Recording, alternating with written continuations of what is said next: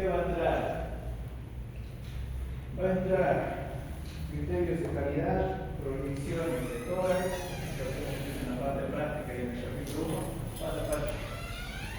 Va a entrar patrones, va a entrar pleura y va a entrar diafragma. Entonces, ese es el contenido que tienen que ya estar estudiando, ¿no? Ahora, el contenido que les va a tocar para su evaluación es por sorteo, ¿no? Entonces, a algunos les tocará consolidación, a algunos les tocará patología diafragmática y a otros les tocará patología pleural. Y a algún grupo le va a tocar patología combinada, nos puede tocar consolidación, atelectasia, nos puede tocar un nódulo, ¿listo? Entonces, eso es bien variado, no tienen que estudiar todo, no tienen que estar capacitados y preparados para poder responder cualquier patología a nivel de pulmonar, ¿listo? Entonces, les voy a dar como base y para que vayan estudiando y vayan dimensionando cómo hacer su evaluación, ¿listo? Ahora, entre las imágenes que ya hemos ido viendo y repasando, tenemos consolidación, matrón intersticial y tenemos la atelectasia. ¿Qué es la atelectasia? Es el colapso pulmonar. Atiendan su distracción. No distraigan a sus compañeros. Las clases de 30 minutos, así que mantengan la concentración máxima. Ahora, hemos dicho, ¿no?, que aquí se coloca un verso. Pasa la atelectasia versus consolidación. ¿Ya? Entonces, ¿qué tienen que hacer? Primero, delimitar las características morfológicas de cada una de las lesiones. ¿Ya? ¿Qué es la atelectasia? Es una opacidad de bordes bien definidos que oscurece vasos y no tiene broncodrama aéreo. ¿Ya? Entonces, tres características en un mismo concepto. Ahora, ¿qué nos dice? Que tiene pérdida de volumen. El parénquima pulmonar se va a ver pequeño, ¿listo? A diferencia de la consolidación, que por más que esté afectado todo el parénquima, todavía el volumen está conservado. En este caso, el parénquima pulmonar va a estar disminuido y va a ser pequeño, eso se llama volumen, ¿listo? Ahora, ¿qué características tiene?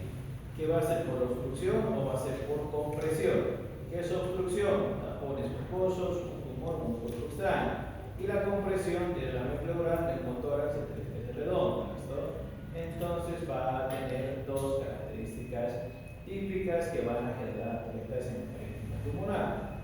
Ahora, vamos a empezar por las atelectasias lobales, ¿listo? Como su nombre dice, va a ser la atelectasia de un lóbulo pulmonar. Entonces va a haber el lóbulo superior, medio, el lóbulo inferior y el lóbulo izquierdo igual de cada uno de sus lóbulos. Entonces la atelectasia lobar. Entonces, ahora, cuando ustedes ven una atelectasia lobar, su diagnóstico tiene que ser dirigido. Esto no pueden estar dudando de la atelectasia que están viendo y la que están estudiando. ¿Cómo lo van a dirigir? En 4 diagnósticos principales. Entonces, su mundo y su cabeza tiene que rondar sobre estos diagnósticos diferenciales. Entonces, si yo les coloco una atelectasia en el lóbulo superior, tienen que pensar en estos 4 diagnósticos diferenciales. A eso yo le voy a agregar un contexto clínico. Les voy a decir paciente fumador mayor a 45 años que empieza con expectoraciones sanguinolentas, que tiene pérdida de peso y dificultad respiratoria. ¿Listo? Entonces, les estoy colocando un contexto clínico de una lesión tumoral. La lesión que causa una obstrucción a nivel del bronquio es un carcinoma bronquial, que está más frecuente en pacientes fumadores. ¿Listo? Entonces, bajo ese concepto, ustedes tienen que colocar tanto en su competencia como en su examen parcial esas referencias. Entonces, yo voy a colocar, justifique sus respuestas. Entonces, van a colocar, ¿no?, la incidencia de lesiones tumorales en pacientes fumadores es alta, lo que provoca una atelectasia, en este caso, atelectasia del lóbulo superior, el cual está encasillado por un tumoral a nivel bronquial, generando obstrucción del bronquio, y eso genera que el parénquima pulmonar se colapse. ¿Listo? Entonces, así es el análisis. Y esto les voy a agregar, ¿no?, la imagen. ¿Qué me dice la imagen? Que tenemos un aumento de densidad de bordes bien definidos con ausencia de broncodrama aéreo, desplazamiento de estructuras iliares, traqueales y diafragmáticas hacia el pulmón enfermo en relación con la atelectasia del lóbulo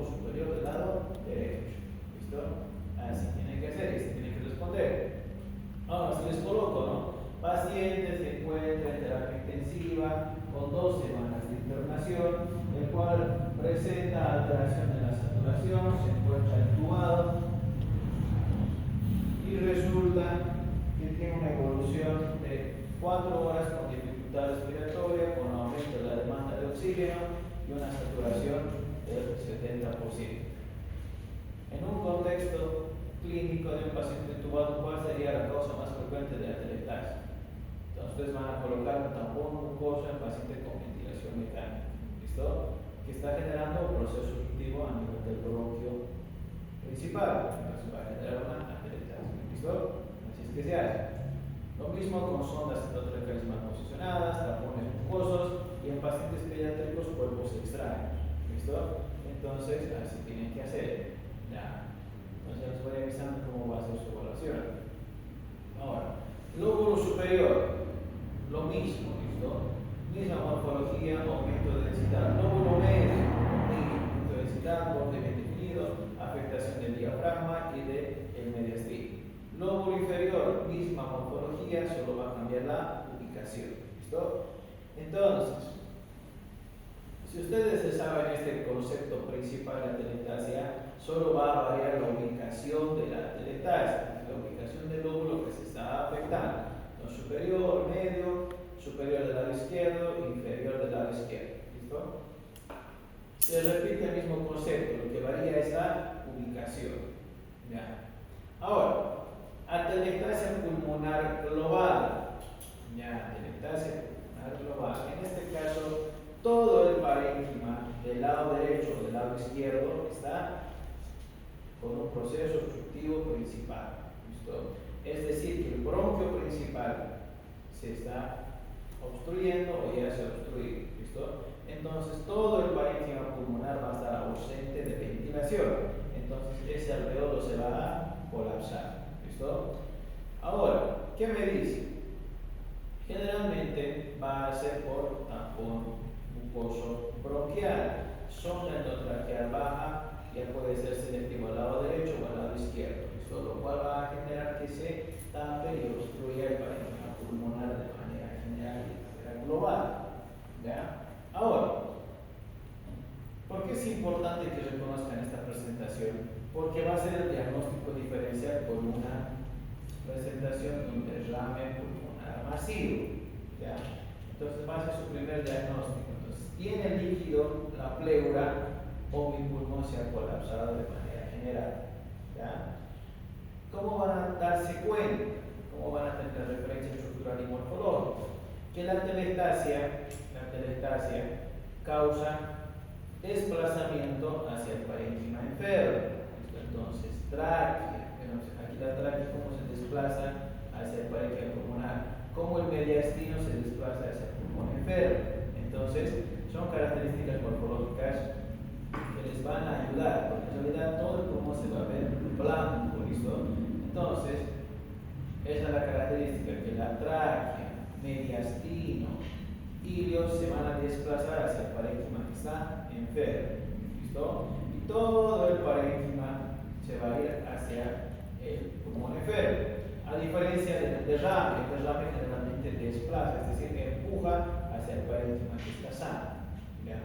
Entonces, dos características morfológicas. Ahora, ustedes tienen que saber que todo paciente que está intubado tiene hipersecreción de moco. ¿Pero por qué? Porque tiene un objeto externo, tiene un tubo que no debería estar dentro de la tráquea. Entonces, el cuerpo empieza a reaccionar, es decir, empieza como a liberar mayor secreción de moco, como intentando liberar y sacar esa estructura tubular. ¿Listo? Eso va a segregar moco. Asociado a que nuestro paciente ya tiene un cuadro infeccioso, ya tiene un cuadro de hematoma, la cantidad de líquido y fluidos va a ser más alta. Entonces, todo paciente que está intubado normalmente se tiene que hacer aspiración. ¿Listo? Entonces, esos tapones se tienen que aspirar, ese moco se tiene que aspirar antes que obstruya el bronquio. ¿Listo? Ahora, ¿cuál es el cuadro típico que va a haber? Esto generalmente los terapistas es lo que ven con mayor frecuencia. Es que el paciente te dice: yo tengo un paciente que ha sido internado por un cuadro cardiológico, por un cuadro pulmonar, ya estaba internado 2 semanas, me estaba pidiendo el requerimiento de oxígeno. estaba saturando entre 90, 91, 92, así que las demás los signos, si bien son todavía tolerables, el paciente estaba yendo de manera favorable. Y resulta que hoy en la mañana la saturación me bajaba a 70. Le hemos aumentado el oxígeno y no ha subido su saturación. ¿Listo? Necesito que me hagan una placa. ¿Listo? Se va a hacer radiografía y se alcanza a ver un tampón mucoso y una telescopia global de la región pulmonar. ¿Listo? Entonces, así es que se diagnostica y así es que van a entrar ustedes también en ese contexto clínico. ¿Listo? Entonces, esas son las características que se van a tener. Ahora, esto se tiene que liberar. Este tampón mucoso se tiene que sacar. Lo pueden hacer con fibrombroncoscopía, que es el método de elección para liberar el tampón y que el parénquima pulmonar se vuelva a expandir. Y si no tiene, pues nos hacen con la terapia de kinesiología, entonces se libera de manera mecánica y se hace que el tampón se mueva y se pueda expulsar. Pero tarda, ¿no? Y si ya van a tener un paciente con un cuadro infeccioso, como en este caso, que ya tiene un pulmón totalmente enfermo, entonces la saturación además de eso va a ser más alta. Y el corazón va a empezar a tener taquicardia, va a empezar a tener arritmia, el paciente va a fallecer. Por eso es que fallecen los pacientes, ¿listo? Por eso es que los pacientes que tenían COVID también fallecían. ¿Por qué? Porque había tanta secreción de muco, tanto proceso infeccioso inflamatorio que terminaba en la casa y de repente el paciente se descompensaba y fallecía. ¿Listo? Entonces es importante que tengan el reconocimiento y la capacidad de distinguir, y desde ahora tienen que empezar a tener esa habilidad de decir tiene alterancia, tiene derrame, y a medida que vayan pasando a cursos superiores de circunferencia van a definir mucha técnica de la conducta, ¿listo? Pero ustedes tienen que tenerlo bien claro y bien definido. Ahora, su paciente ha tenido un proceso infeccioso, ha tenido un proceso de derrame, ha tenido atelectasia global y cualquiera de las presentaciones, eso genera secuela. Entonces, todo paciente que se ha internado en neumonía, COVID, influenza, silicosis, asbestosis, empiema y cualquier presentación pulmonar va a dejar secuela. ¿Listo? Entonces, los pulmones no se recuperan de manera general. Además, todos nosotros tenemos secuelas, todos nos hemos enfermado de COVID, que es prácticamente el 95% de la población tiene secuelas pulmonares. ¿Listo? Entonces, más si su paciente ha estado internado, más si ha tenido neumonías, derrames y todo, generan secuelas, atelectasias subsegmentales, secuelares o proceso infeccioso previo. ¿Listo? ¿Qué son? Imágenes lineales o de morfología discoide en placas, que normalmente pueden ser oblicuos o horizontales, tienen tendencia a ser basales y porciones mediales, frecuentes en pacientes que están en terapia intensiva. ¿Listo?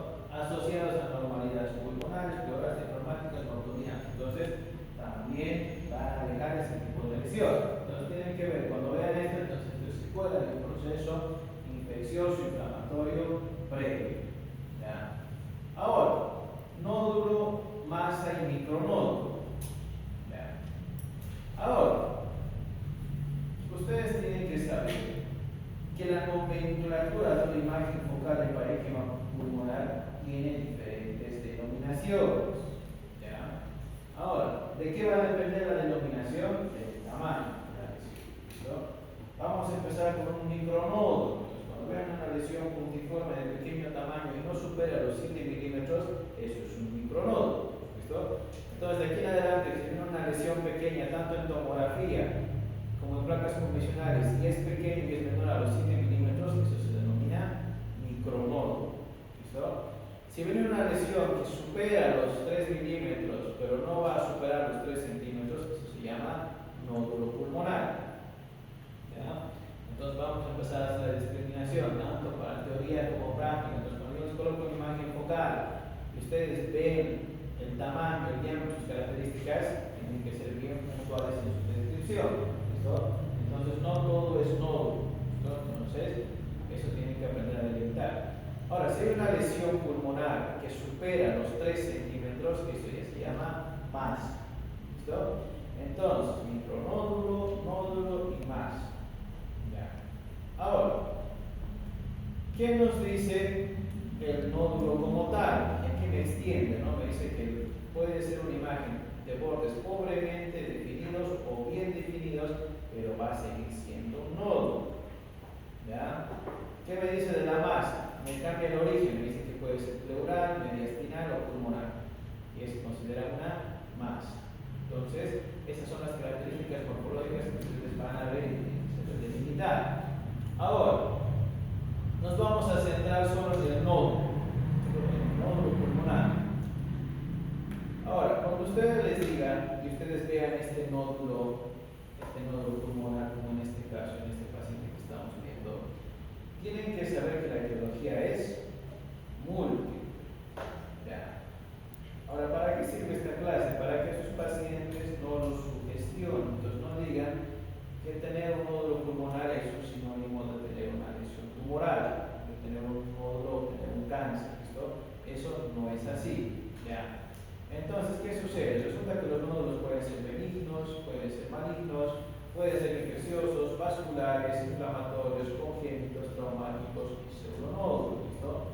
Entonces, todas estas imágenes focales generan un nódulo. Entonces, la etiología es múltiple. ¿Ya? Ahora, ¿qué van a hacer? Tienen que pasar al siguiente nivel. ¿Listo? ¿Cómo van a pasar al siguiente nivel? Valorando las características morfológicas de las lesiones focales. Entonces empezamos con nódulos de características benignas. ¿Listo? Entonces, ¿qué van a hacer? ¿Qué tienen que hacer cuando crean un nódulo? No le van a decir a un paciente, ¿no? Porque estos generalmente van a ser encontrados de manera incidental. Entonces, no van a saber que tienen un nódulo. Entonces, ¿qué van a hacer? Tienen que valorar por dos métodos. ¿Listo? Uno va a ser la radiología convencional y la otra va a ser la tomografía. Ya, nos van a pedir dos estudios para saber las características morfológicas de esa imagen focal. La primera va a estar dado por la radiología convencional. Entonces, este paciente lo han visto, le han hecho una proyección posterior anterior, era para una valoración prequirúrgica, era por una fractura, era por una lesión infecciosa, se tiene una neumonía, para el control de la cerebral, en cualquier contexto clínico, pero su paciente ha acudido y se sacó la radiografía y han tenido la respuesta. Ya. ¿Qué van a hacer? Lo primero que van a hacer es medir el diámetro. El diámetro tiene que ser menor a los 2 centímetros. Ya. La segunda característica es que tiene que tener los bordes lisos y bien definidos. ¿Listo? Entonces, imagen nodular menor a 2 centímetros de bordes lisos y bien definidos tiene dos criterios de ser benigno. ¿Listo? Ahora, ¿qué son los bordes lisos y bien definidos? Tienen que asemejar a una moneda. ¿Listo? Entonces, como si tuviera una moneda dentro del parénquima pulmonar, liso y bien definido. ¿Ya? Las otras dos características, tanto de microcalcificación y como de grasa intranodular o intranodular, es por tomografía. ¿Listo? Entonces va a ser dado por tomografía. ¿Cómo lo van a medir? En unidades Hanfield. Entonces van a tener la certeza de que están frente al tejido adiposo y tejido graso. Y las calcificaciones pueden ser centrales, pueden ser sólida, difusa, laminada o en palomitas de maíz. Que estas son las 4 características: sólida, central, laminada o en palomitas de maíz. ¿Listo? Entonces, con eso tienen criterios de benignidad. A su paciente con toda tranquilidad, toda certeza le van a decir: señor, usted tiene un nódulo pulmonar, pero tiene características benignas. ¿Listo? Entonces, lo vamos a controlar, porque hay que controlar más allá de tener características benignas. Se tiene que controlar, pero ya le bajamos el grado de manipulación al paciente. ¿Listo? Entonces, así es que se hace. ¿Ya? Y hay veces que nosotros también colocamos en el informe, ¿no? Para poner ejemplo, lesión nodular de bordes bien definidos, de contenido graso, asociado a microcalcificaciones que por sus características estarían en relación con un nódulo de características benignas. Coma, se sugiere su control. ¿Listo? Así es que va. Ahora, ¿qué pasa con los malignos? Igual van a tener su propia descripción radiológica y imagenológica. ¿Listo? ¿Qué les va a decir? Que el nódulo maligno en la mayoría de los casos va a superar los 2 centímetros de diámetro. ¿Listo? Y va a estar asociado a bordes espiculados o lobulados. ¿Ya? Entonces, anoten que es un borde especulado. Ya, un borde especulado es una imagen o una lesión que tiene forma de espina. Por eso se llama especulado. Es una forma de espina que va a dar esa morfología tan irregular. ¿Listo? Eso se llama borde especulado. Ahora, la siguiente es el borde lobulado. ¿Qué se considera los lobulados? Son como, no su nombre dice, ¿no? Lobulaciones que tienen una imagen focal, pero tienen que ser más de 3 lobulaciones. ¿Listo? Entonces, toda imagen que tiene más de 3 lóbulos, como en este caso el superior, medio e inferior, entonces se tiene 4 bordes lobulados. Entonces, entra bajo el criterio de imagen lobulada. ¿Listo? Entonces, esto se aplica para mama, esto se aplica para hígado y para cualquier lesión nodular focal en cualquier parte del cuerpo. Entonces, esta nomenclatura es universal. ¿Listo? Ya. Ahora, ¿qué me dice? ¿Sólido o subsólido? ¿Ya? ¿Qué es sólido? ¿Qué es sólido? ¿Qué van a entender por eso? La imagen nodular sólida es una imagen de estas características, ¿listo? Que en todo su recorrido y en todo su esplendor y en todo su margen tiene una sola densidad, es decir, se ve igual tanto en la parte central como en la parte periférica, ¿listo? Eso se considera sólido. ¿Ya? ¿Qué es el subsólido?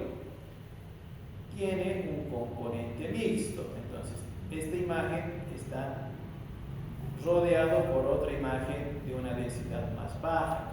No es ni muy blanca ni muy oscura, pero es grisáceo, entonces eso es subsólido. ¿Ya? Entonces, sólido, subsólido. ¿Esto qué representa? ¿O qué me va a indicar en mi imagen focal? Me indica el grado de actividad celular. ¿Ya? Todas estas imágenes son malignas. Pero ustedes tienen que saber que hay lesiones malignas de alto grado y lesiones malignas de bajo grado. ¿Listo? Entonces, dentro de todo lo malo que está teniendo mi paciente, es mejor que tenga una lesión nodular limpia. ¿Listo? Esto es un tumor, pero es limpio.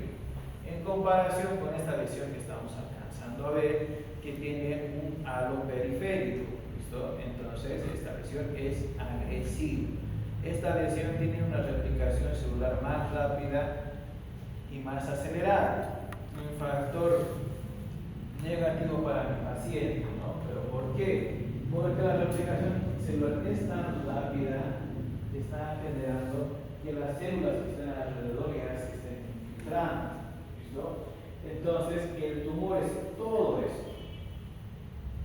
Entonces, el tumor es todo esto. La parte central y la parte periférica ya es una lesión tumoral. ¿Listo? Entonces, si se dan cuenta, duplica el tamaño de la lesión central. ¿Listo? Entonces, así se valora. Ahora, ¿cómo se ha demostrado esto? Resulta que a la porción subsólida no se la tomaba y no se la referenciaba. Entonces, ¿qué se hacía? Se medía solo la porción sólida, decía, no, bueno, es un tumor, una masa tumoral positiva, ya biopsiada, y solo se extraía la lesión sólida. Entonces, solo se sacaba esta, ¿no? Que debe estar por unos 2,5 centímetros aproximadamente, pero solo se sacaba esta lesión. ¿Listo? ¿Qué pasaba con el paciente? Pasaban 2 semanas, 3 semanas, y la lesión tumoral volvía a crecer. ¿Listo?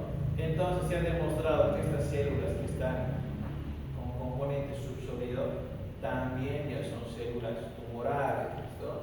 Que ya tienen invasión celular. Entonces, las células ya tienen un proceso neoformativo que está en desarrollo. Ahora, ¿qué se hace? Se saca la porción sólida y la porción subsólida. ¿Listo? Entonces, así se hace la extracción total de estas lesiones. Ahora, segunda, heterogénea y homogénea, lo que van a aprender a ver.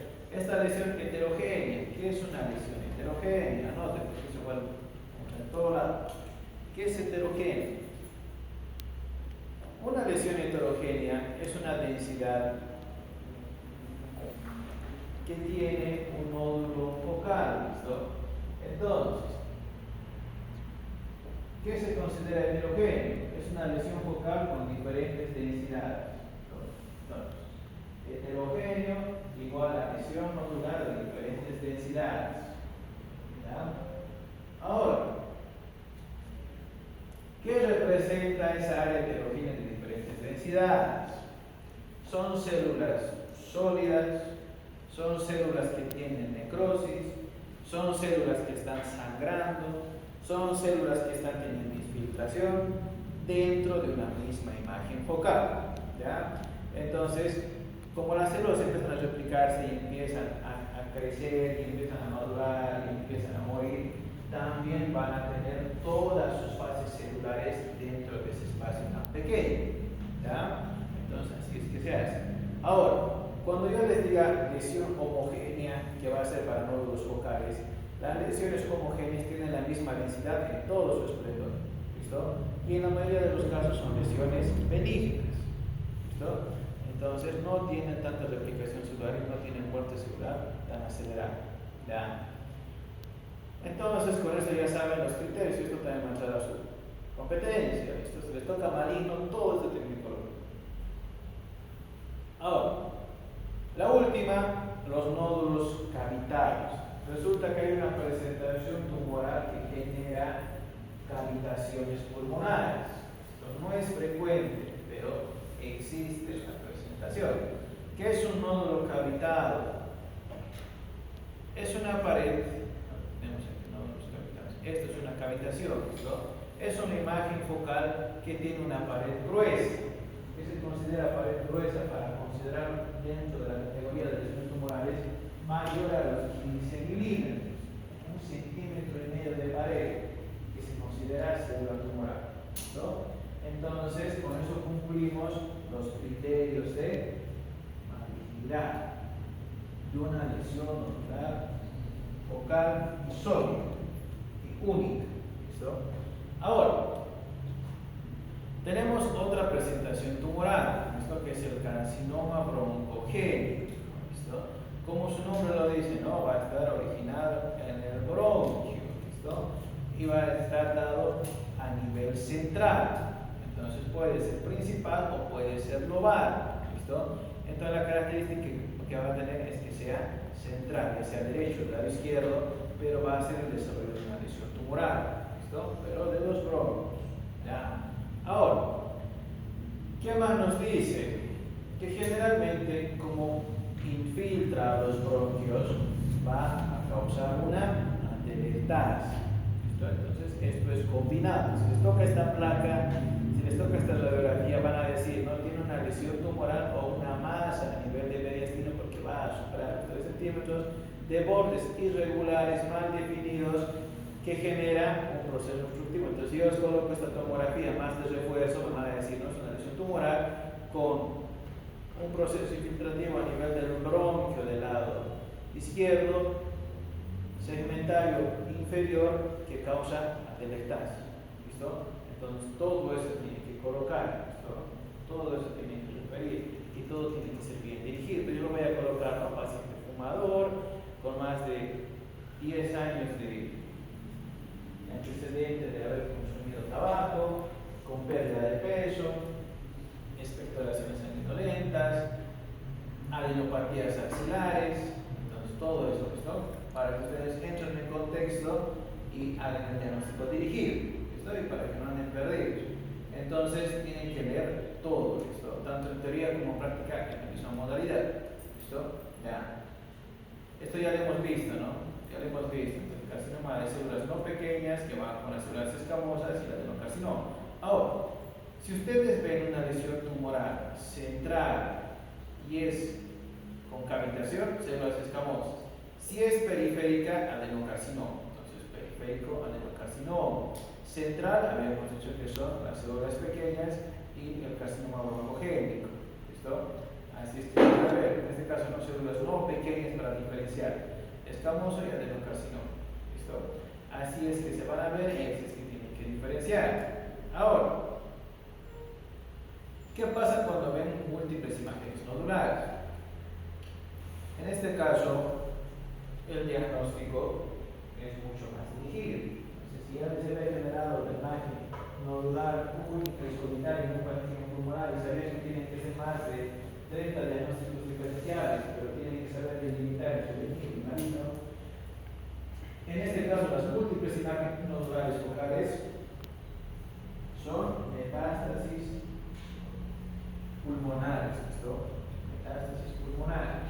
Ahora, ¿de dónde va a venir la metástasis? Del colon, de la mama y del riñón. ¿Ya?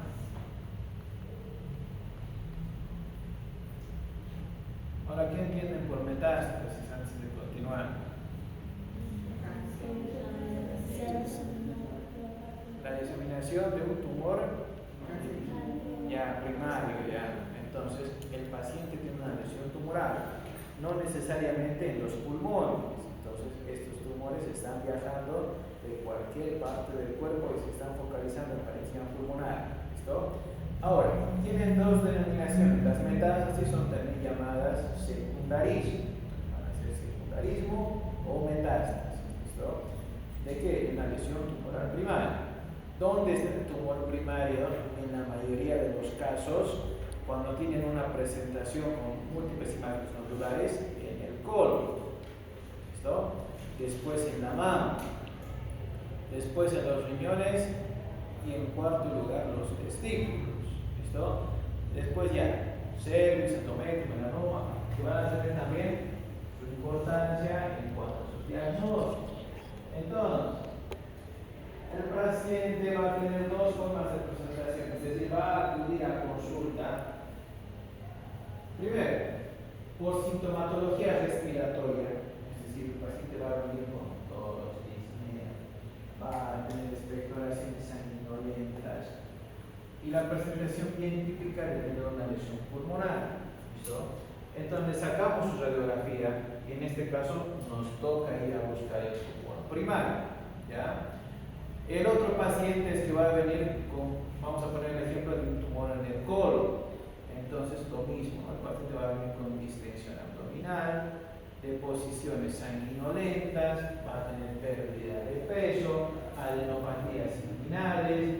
Entonces se le va a hacer su valoración y su estadificación. Entonces este va a ser nuestro hallazgo dirigido para descartar y diagnosticar que mi paciente ya tiene un proceso neoformativo en estadio 4, es decir, un proceso neoformativo el cual está avanzado. ¿Listo? Entonces esas son las dos formas. Ahora, yo generalmente siempre les hago hincapié en el tumor primario testicular. ¿Listo? ¿Por qué? Porque es más de pacientes jóvenes, es más, son pacientes pediátricos, son pacientes que están con 12 años, 15 años, pacientes de 20 años, 25 años, que vienen y generalmente ustedes tienen que estar pendientes porque la primera consulta va a ser con ustedes, va a ser con médicos generales, van a ser con médicos de primer nivel, entonces tiene que haber una valoración correcta del área testicular. ¿Listo? ¿Por qué? Porque los tumores a nivel testicular no causan manifestación clínica. Entonces va a haber un aumento de volumen del testículo, pero el paciente no va a tener ni dolor ni ningún tipo de molestia. En algunos casos el volumen testicular va a aumentar, pero va a aumentar muy poco. ¿Listo? Entonces, ¿qué tienen que hacer? Si su paciente viene, ¿no? Les dice, ha tenido un aumento de volumen, o el paciente no va a referir, no me duele, o va a tener un testículo más grande en comparación con el lado contralateral, entonces háganle una ecografía. ¿Listo? Mínimo hagan la ecografía. ¿Por qué? Porque estas lesiones testiculares normalmente cuando ya tienen manifestación clínica es porque ya está avanzado el tumor, ya está infiltrando estructuras adyacentes. Entonces tienen que tener mucho cuidado, y más los pacientes pediátricos, ¿listo? Porque son pacientes de 12 años, 14 años, 15 años, que tienen que ser diagnosticados en estadios iniciales, ¿listo? En estadios tempranos. Por suerte la presentación de células tumorales es baja, esto no es tan alto, pero tienen que hacer inflamatorio, tienen que hacer la valoración completa. Entonces, cuando le diga al paciente, ¿no? Y lo que dice siempre el urólogo, si el testículo duele, es el mejor síntoma. ¿Por qué? Porque estamos hablando de lesiones inflamatorias, epididimitis, hidrocelia, que son las lesiones que también van a tener, que es lo mejor que puede pasar a su paciente. Si bien es una lesión que tiene que tratarse, pero no es una lesión tumoral. Entonces tengan eso presente, porque ustedes son los que van a ver a los pacientes. Estoy más en pacientes pediátricos, en pacientes escolares, en pacientes que están en colegio, tienen que diagnosticarlos bien. ¿Listo? Ahora, los demás va a haber manifestación. El colon, mama, riñones, cervix, endometrio, todas van a dar manifestación clínica. ¿Listo? Las de cervix, que es la otra que es frecuente, la paciente tiene sangrado escaso, moderado, abundante, tiene sangrado. ¿Listo? Lo ideal es que se diagnostique en tiempos iniciales, es decir, antes que la paciente tenga sangrado. Entonces, ¿cómo se diagnostica? Toda paciente que ha empezado a tener sus relaciones sexuales tiene que hacerse esto de manera rutinaria. Es decir, las asintomáticas igual se tienen que hacer. ¿Listo? ¿Por qué? Porque generalmente las células en estadios iniciales no van a tener manifestación clínica. Entonces va a haber una alteración celular, pero la cual va a ser sin manifestación macroscópica, es decir, hasta el examen físico no causa el mayor cambio que un proceso inflamatorio. Entonces, así tienen que controlar. Esto va para todo. Entonces, cada una paciente, si están con todo el área ginecológica, si no pueden hacer todas las muestras, háganlo. ¿Listo? ¿Por qué? Porque eso va a bajar más la incidencia de lesiones tumorales en estadios avanzados. ¿Listo? Y generalmente son las que tienen mejor pronóstico. Ahora, cuando ustedes vean esta radiografía, hay un signo típico, que es el signo de bala de cañón. Entonces, cuando yo les coloque, ¿no? Puedo colocar múltiples nódulos o los puedo colocar, si ustedes reciben una radiografía de tórax y está presente el signo de bala de cañón, ¿ustedes qué pensarían y qué diagnósticos diferenciales manejarían? Entonces, ustedes tienen que hacer la descripción que el signo de bala de cañón está en relación con múltiples nódulos, en relación con secundarismo de origen de colon, mama o riñones. ¿Listo? O mencione 4 diagnósticos donde esté pudiendo originar la lesión tumoral primaria. Entonces, todo esto tiene que desarrollar. ¿Listo? Entonces, si es que se hace. Ya. Vamos a quedar aquí en la siguiente clase. Vamos a ver el otro camino, ¿no? Que hace que el pulmón se vea más oscuro de lo normal. Con eso ya estaríamos terminando. Nos faltaría solo ese bloque de imágenes. Empezaríamos